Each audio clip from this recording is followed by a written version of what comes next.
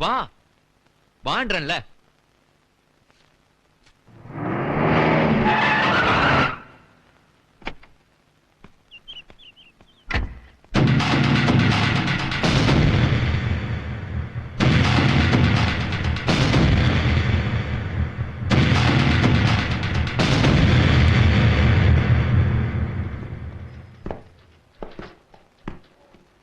அண்ணே, என் ஃப்ரெண்ட் விக்கி, பிரியாவோட அப்பா மிஸ்டர் லக்ஷ்மன்.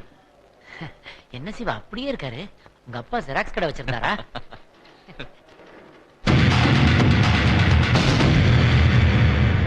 இது உனக்கு எவ்வளவு ஷாக்கா இருக்குன்னு என்னால புரிஞ்சுக்க முடியுது. உன் விருப்பப்படி இந்த கல்யாணம் நடக்கணும்னு ஆசைப்பட்டேன். ஆனா அது அப்படி நடக்காது. சும்மா கோவப்படாத. நீ என்ன நினைக்கிறேன்னு எனக்கு நல்லா தெரியும். ஒரே தம்பி, வீட்டுல முதல் கல்யாணம். அந்த கல்யாணத்தை கிராண்டா பண்ணி வைக்கணும்னு ஆசைப்படுறேன். ஆனா நான் என்ன நினைக்கிறேன் தெரியுமா? கல்யாணமே வேண்டான்னு இருக்கிறான்னே, அதுவும் இந்த நிலைமையில உன்னை எப்படி வச்சுக்கிட்டு என் கல்யாணத்தை கிராண்டா பண்ணிக்க எனக்கு இஷ்டம் இல்லைண்ணே. ஒரே பொண்ணு, நானே ஃபீல் பண்ணல. ஒரே தம்பி, நீங்க ஏன் ஃபீல் பண்றீங்க? அடாடாடா, ஆளுக்கு ஃபீல் பண்ண ஆரம்பிச்சிட்டீங்க. அங்க பாருங்க, ரிஜிஸ்ட்ரார் ஃபீல் பண்ண ஆரம்பிச்சார் கையில பேனா வச்சுக்கிட்டு. அட வாங்க, வந்து சட்டு போட்டு கையெழுத்து போட்டு மாலையை மாத்திக்கங்க.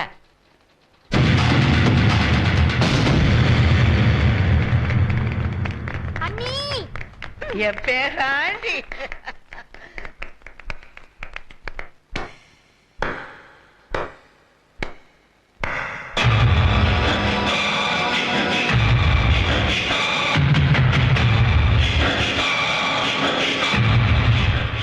சாட்சியா இருங்க. அண்ணே அண்ணே,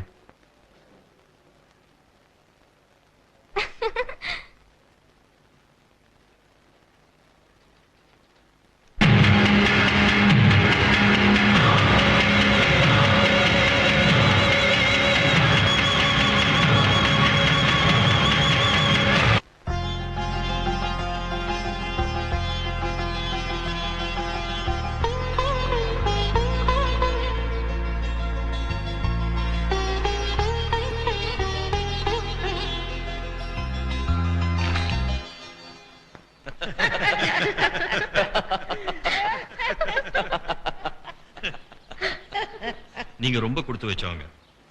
உங்க பசங்களோட ஒரே ஃபேமிலியா இருக்கீங்க. பட் எனக்கு அப்படி அமையலையே. உங்க நிலைமை பரவாயில்ல. நீங்களாவது ஃபாரின்ல இருக்கீங்க, நாங்க ஒரே ஊர்ல இருந்துகிட்டு ஒருத்தர் வாரத்துக்கு ஒரு வாட்டி தான் பாத்துக்கிறோம், தெரியுமா? ஏன்? ஷீலா படிக்கிற ஸ்கூலு 55 மைல் தூரம் இருக்கு. தினம் போயிட்டு வரணும்னா முடியுமா? அதனால நாங்க அங்க ஒரு வீடு எடுத்துட்டு 2 பேரும் ஒன்னா இருக்கோம். சண்டே மட்டும் தான் இங்க வருவோம். எவ்வளவு தூரம் இருக்கிறோங்கிறது முக்கியம் இல்ல, எவ்வளவு பிரியமா இருக்கிறோங்கிறது தான் முக்கியம். ரொம்ப சந்தோஷமா. எனிவே, அர்ஜென்ட்டா புறப்பட்டு வந்துட்டேன். இன்னைக்கு ஈவினிங் கிளம்புறேன். பட் நெக்ஸ்ட் மந்த் 1 வீக் இருக்கிற மாதிரி வரேன். தேவா, இந்த வீட்டுக்கு மூத்தவர் நீங்க தான். என் பொண்ணை நல்லபடியா பாத்தீங்க.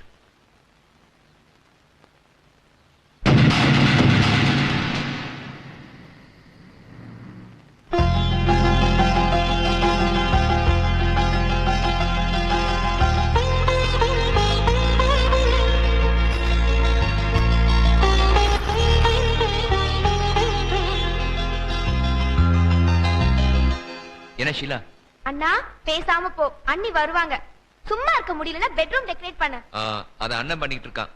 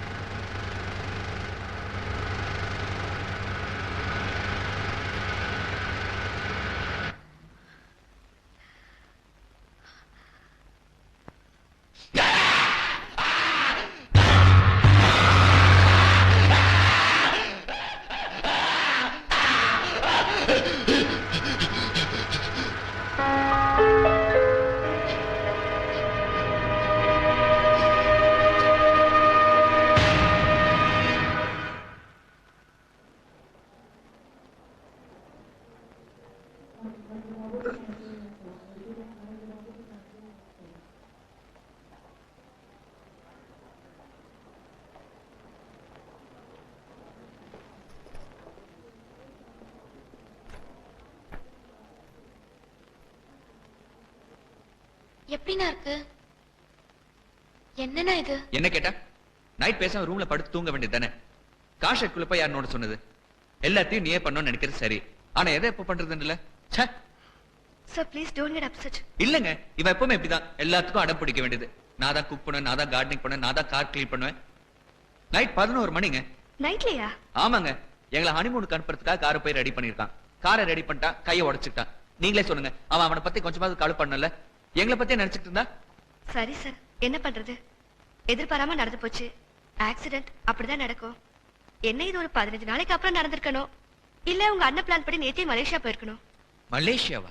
வேர்ல்ட் அட்வர்டைசிங் கான்ஃபரன்ஸ் மலேசியால நடக்குது. இந்தியால இருந்து 5 கம்பெனிங்க தான் கலந்துக்குது. அதுல நம்ம கம்பெனி ஒண்ணு. நீங்க திடீர்னு மேரேஜ் பண்ணிட்டதால ட்ரிப்பை கேன்சல் பண்ணிட்டு இன்னைக்கு போலான்னு இருந்தாரு. அதுக்குள்ள இப்படி ஆயிடுச்சு. இப்ப என்ன பண்றது? நான் போயிட்டு வரேன். ஆ? என்ன இல்ல என்ன இல்ல? இல்ல ஒண்ணும் இல்ல. நான் சொல்றத கேளுங்க. நீங்க போய் நான் போறதுக்கு உண்டான ஏற்பாடு பண்ணுங்க. சார். நான் சொல்றேன்ல, போங்க ப்ளீஸ். ஓகே. பிரியா, அப்ப நான் ஈவினிங் கிளம்புறேன்.